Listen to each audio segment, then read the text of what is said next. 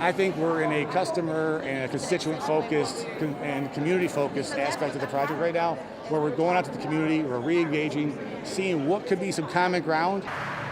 Well, for the first time since a judge placed a permanent injunction on the Kensington Expressway project, state DOT officials are providing an update now about the status of the project. Earlier this year, a judge ruled that more environmental studies are needed in order to move forward. 2 on Your Side's Nate Benson was there to ask officials questions about next steps, and he joins us now from the newsroom. Nate? Yeah, good evening, Scott and Mary Alice. As you just heard, the DOT is looking to find some common ground between those who want the billion-dollar tunnel and those who want the expressway filled in. About 75 people turned out to the Mount Olive Baptist Church Tuesday night to hear an update from the DOT about where things stand with the billion-dollar Kensington Expressway project. I'm here tonight essentially to listen. Our process for community engagement is starting essentially now through summer.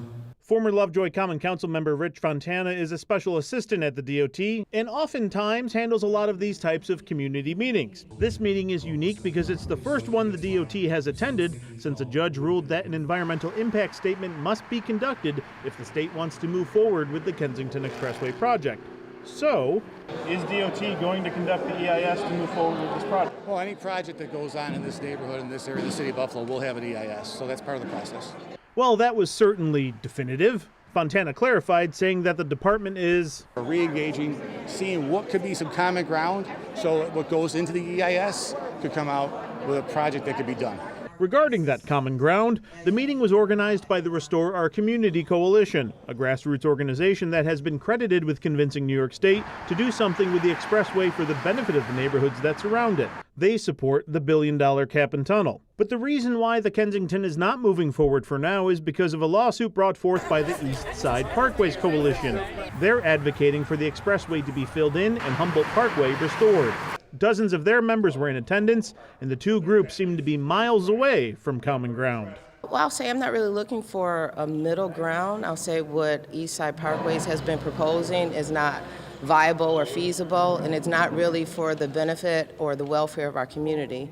So I don't really see compromising on our project or our stance. The right project is the restoration of Humboldt Parkway from Agassiz Circle to Museum of Science, from the Museum of Science to downtown, restoration of the grid. One of the questions that the audience had for Fontana during the meeting was, would a new EIS consider the post-COVID reduced traffic on the Kensington? And would the DOT consider smart upgrades to arterial roads like Broadway, William, and Genesee Streets? All traffic flow will be looked at in an EIS. That's part of the EIS's more comprehensive approach. And another question from the audience was focused on the established goals of the project, which you might remember was in 2 parts. Reconnecting the surrounding community by creating continuous green space and maintain vehicular capacity of the existing transportation corridor. I think the goal of the project has to be where the community is served and you still don't have bedlam around the city with traffic. It has to be a part of it. While the state DOT said that this was the beginning of their re-engagement with the community, they did not outline any further meetings with the public and when they would take place. On Your Side, Nate Benson, Channel 2 News.